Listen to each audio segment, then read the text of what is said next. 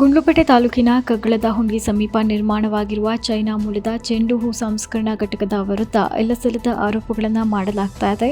ಈ ಘಟಕದಿಂದ ತಾಲೂಕಿನ ಸುಮಾರು 5,000ಕ್ಕೂ ಹೆಚ್ಚು ರೈತರಿಗೆ ಅನುಕೂಲವಾಗಿದ್ದು, ಕಾರ್ಖಾನೆ ಸ್ಥಗಿತವಾದರೆ ರೈತರಿಗೆ ಭಾರಿ ನಷ್ಟವಾಗಲಿದೆ ಅಂತ ಬರಗಿ ಮಹೇಶ್ ಕಳವಳ ವ್ಯಕ್ತಪಡಿಸಿದರು. ಉಪವಾಸ ಸತ್ಯಾಗ್ರಹದ ನಂತರ ಸ್ಥಗಿತಗೊಂಡಿದ್ದ ಕಾರ್ಖಾನೆ ಕೆಲ ದಿನಗಳ ನಂತರ ಅಗತ್ಯ ಮುಂಜಾಗ್ರತಾ ಕ್ರಮ ಕೈಗೊಳ್ಳುವ ಮೂಲಕ ಕೆಲಸ ಆರಂಭಿಸಿ ರೈತರಿಗೆ ಆದಾಯ ದೊರಕಿಸಿಕೊಟ್ಟಿತು. ಆದರೆ ಪುನಃ ರೈತ ಸಂಘದ ಕೆಲವರು ಫ್ಯಾಕ್ಟರಿ ಸ್ಥಗಿತಕ್ಕೆ ಜಿಲ್ಲಾಧಿಕಾರಿಗಳಿಗೆ ಮನವಿ ಮಾಡಿರುವುದು ಸರಿಯಲ್ಲ ಅಂತ ಬೇಸರ ಹೊರಹಾಕಿದ್ರು. ರಾಜ್ಯದಾದ್ಯಂತ 25 ಫ್ಯಾಕ್ಟರಿಗಳಿದೆ. ಆದರೆ ಈ ಭಾಗದಲ್ಲಿ ಉದ್ಭವವಾಗದ ಸಮಸ್ಯೆ ಗುಂಡ್ಲುಪೇಟೆಯಲ್ಲಿ ಕಾಣಸಿಗುತ್ತಿರುವುದು ವಿಷಾದಕರ ಸಂಗತಿ ಅಂತ ತಿಳಿಸಿದರು. ಬೇಗೂರು ಹೋಬಳಿ ಸೇರಿದಂತೆ ಹಂಗಲ ವ್ಯಾಪ್ತಿಯಲ್ಲಿ ಚೆಂಡು ಹೂ ಬಹುತೇಕ ರೈತರ ಪ್ರಧಾನ ಬೆಳೆಯಾಗಿದ್ದು, ಇದನ್ನು ಹೊರತುಪಡಿಸಿ ಬೇರೆ ಬೆಳೆಗಳ ಮೇಲೆ ಅವಲಂಬಿತವಾದಲ್ಲಿ ರೈತರಿಗೆ ಅಪಾರ ಪ್ರಮಾಣದ ನಷ್ಟ ಉಂಟಾಗ್ತದೆ. ವನ್ಯಜೀವಿಗಳ ಉಪಟಳದಿಂದ ಬೇಸತ್ತಿರುವ ಬಹುತೇಕ ಮಂದಿ ಜೀವನ ಕಳೆದುಕೊಂಡಿದ್ದಾರೆ. ಸಂದಿಗ್ಧ ಸ್ಥಿತಿಯಲ್ಲಿ ನಿಖರ ಬೆಲೆ ನೀಡಿ ಖರೀದಿ ಮಾಡುತ್ತಿರುವ ಕಾರ್ಖಾನೆಯಿಂದ ನಮಗೆ ಅನುಕೂಲವಾಗಿದೆ. ಆದರೆ ಫ್ಯಾಕ್ಟರಿಯನ್ನೇ ಬಂದ್ ಮಾಡಿದರೆ ನಮಗೆ ದಯಾಮರಣ ನೀಡಿ ಅಂತ ರೈತ ಮಹೇಶ್ ಜಿಲ್ಲಾಧಿಕಾರಿಗಳಿಗೆ ಒತ್ತಾಯಿಸಿದರು.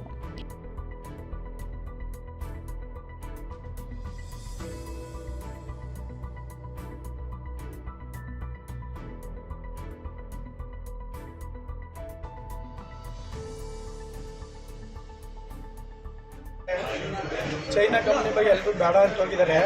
ನಮ್ಮ ಭಾಗದಲ್ಲಿ ಕುರುಗುಂಡಿಯಿಂದ ಹಿಡಿದು ಹೆಚ್ಚು ಕಮ್ಮಿ ಹಳ್ಳೆಮರಳ್ಳಿ, ಕುರುಗುಂಡಿ, ರಾಘವಪುಟ, ಕಂಬ್ರಳ್ಳಿ ಎಲ್ಲ ಊರು ಬ್ಯಾರಂಬಡಿವರೆಗೆ ನಮಗೆ ಕಾಡು ಪ್ರದೇಶ ಫುಲ್ಲು.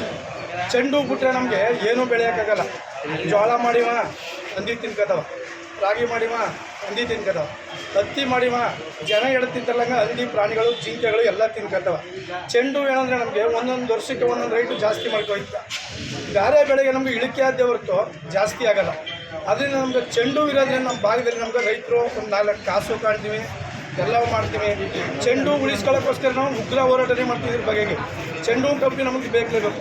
ಈಗ 10 ವರ್ಷದಿಂದ ಚೆಂಡು ಕಂಪ್ನಿ ನಡೀತೆ. ಯಾರಿಗೆ ತೊಂದರೆ ಆಗಿದೆ ಅಲ್ಲಿ? ಒಂದು ಕ್ಯಾನ್ಸರ್ ಬಂದಿದೆಯಾ? ಒಂದು ದನಕರು ಸತ್ತಿದೆಯಾ? ಒಂದು ಪ್ರಾಣಿ ಸತ್ತಿದೆಯಾ ಅಲ್ಲಿ? ಹೇಳಿ ಹುಡ್ಕೋಣ ಅಂದರೆ ಫ್ಯಾಕ್ಟ್ರಿನೇ ಮುಚ್ಚಿಬಿಡಿ ಅಂದರೆ ನಮ್ಮ ಭಾಗದ ರೈತರು ಎಲ್ಲಿ ಹೋದರು? ಅದು ಅಲ್ಲೇ ನಮ್ಮದು ಕಾಡು ಪ್ರದೇಶ, ಬೋರ್ ಹಾಕ್ಸಿದ್ರೆ ನೀರು ಬರೋಲ್ಲ. ನಮ್ದು 1000 ಎಕರೆ ಜಮೀನಿದ್ರೆ ನಮ್ದು 100 ಬೋರ್ ಇಲ್ಲ.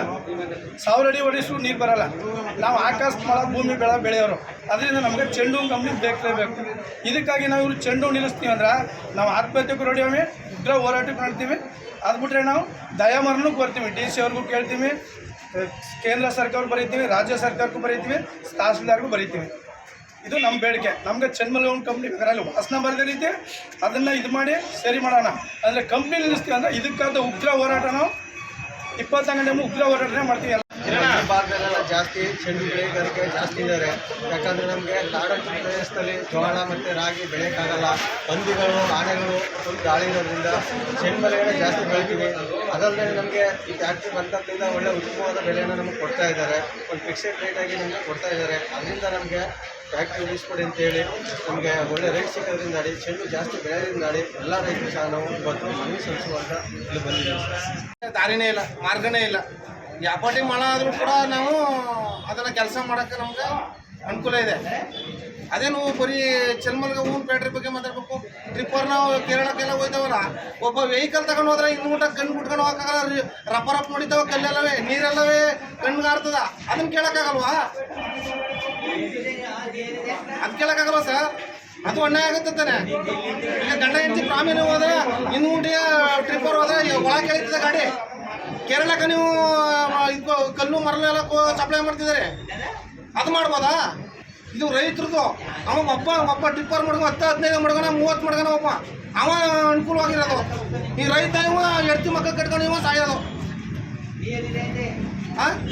ನಾವು ಚೆನ್ಮರ್ಗೆ ಹಾಕ್ಬೇಕು ಅಂತಂದ್ರೆ ನಾವು ಕಾಯಂಗಿಲ್ಲ. ಜಮೀನಲ್ಲಿ ಬೇರೆ ಪ್ರಶ್ನೆ ಮಾಡ್ತೀವಿ ಅಂತಂದ್ರೆ ನಾವು ಎಡ್ತಿ ಮಕ್ಕ ಎಲ್ಲ ಮುಂದಾಗಬೇಕಾಯ್ತದ. ಇಂದ ಯಾನು ಪ್ರಾಣಿಗಳು ಜಾಸ್ತಿ ಬಂದಿದ್ದಿಲ್ಲ, ಈಗೆಲ್ಲ ಬಂದು ಊರೊಳಗೆ ಬರ್ತಾವ. ಫ್ಯಾಕ್ಟ್ರಿ ಸ್ಟಾರ್ಟ್ ಆಗಿ 12 ವರ್ಷ ಆಗಿದೆ. CCGB ಫ್ಯಾಕ್ಟ್ರಿ ಸ್ಟಾರ್ಟ್ ಆಗಿ 12 ವರ್ಷ ಆಗಿದೆ. ಯಾವುದೇ ಪ್ರಾಬ್ಲಮ್ ಇತ್ತಿಲ್ಲ. ಈಗ 5 ವರ್ಷದ ಅನಿಸುತ್ತೆ ಇದೇ ಥರ ಗಲಾಟೆಯಾಗಿ ಅದು ಪುನಃ ಸ್ಟಾರ್ಟ್ ಆಯಿತು. ಮತ್ತು ಅದೇ ಥರ ಈಗ ರೈತ ಸಂಘದವರು ಆ ಫ್ಯಾಕ್ಟ್ರಿನ ಮುಚ್ಚಬೇಕು ಅಂತೇಳಿ ಮನವಿ ಕೊಟ್ಟಿದ್ದಾರೆ. ಅದೇ ರೀತಿ ನಾವು ರೈತರು ನಮಗೆ ಚೆನ್ಮಲ್ಗೆ ಫ್ಯಾಕ್ಟ್ರಿ ಬೇಕು ಅಂತ ಮನವಿ ಕೊಡೋಕೆ ಬಂದಿದ್ದೀವಿ. ಇದು ಈ ರಾಜ್ಯದಲ್ಲಿ 25 ಫ್ಯಾಕ್ಟ್ರಿ ಇದೆ, ಅಲ್ಲೆಲ್ಲೂ ಯಾವುದೂ ಗಲಾಟೆ ಇಲ್ಲ. ಅಂದರೆ ನಮ್ಮ ಗುಡ್ಲಿಪಟ್ಟದ ಮಾತ್ರ ಗಲಾಟೆ ಮಾಡ್ತಾವ್ರೆ. ನಾವು ಚೆಂಡು ಬೆಳೆಯಲೇಬೇಕು. ಚೆಂಡು ಬೆಳೆಯಲಿಲ್ಲ ಅಂದರೆ ನಮ್ಮದು ಕಾಡು ಪ್ರದೇಶ. ಚೆಂಡು ನಾವು ಬೆಳೆಯಲೇಬೇಕು. ಕಾಡು ಪ್ರದೇಶದಲ್ಲಿ ನಾವು ಜೋಳ ಬೆಳೆಯೋಕ್ಕಾಗಲ್ಲ, ರಾಗಿ ಬೆಳೆಯೋಕ್ಕಾಗಲ್ಲ, ಕಡಲೆಕಾಯಿ ಬೆಳೆಯೋಕ್ಕಾಗಲ್ಲ. ಚೆಂಡು ಹೂವೇ ಬೆಳೆಯಬೇಕು. ಇದು ನಿಗದಿವಾದ ರೈಟು, ಫಿಕ್ಸೆಡ್ ರೈಟು. ಆದ್ದರಿಂದ ನಾವು ಚೆಂಡು ಬೆಳೆಯಲೇಬೇಕು. ಅದಕ್ಕೆ ನಮ್ಗೆ ಸಹಕಾರ ಕೊಡಬೇಕು ನಮ್ಮ ತಾತರು. ಅದಕ್ಕಾಗಿ ನಾವು ಇದು ಮಾಡಬೇಕು.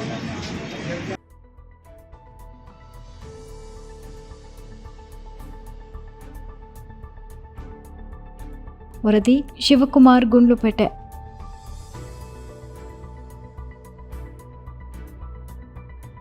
ಮೆಂಡು ನ್ಯೂಸ್ ನೆಟ್ವರ್ಕ್, ಸತ್ಯದ ಕನ್ನಡಿ.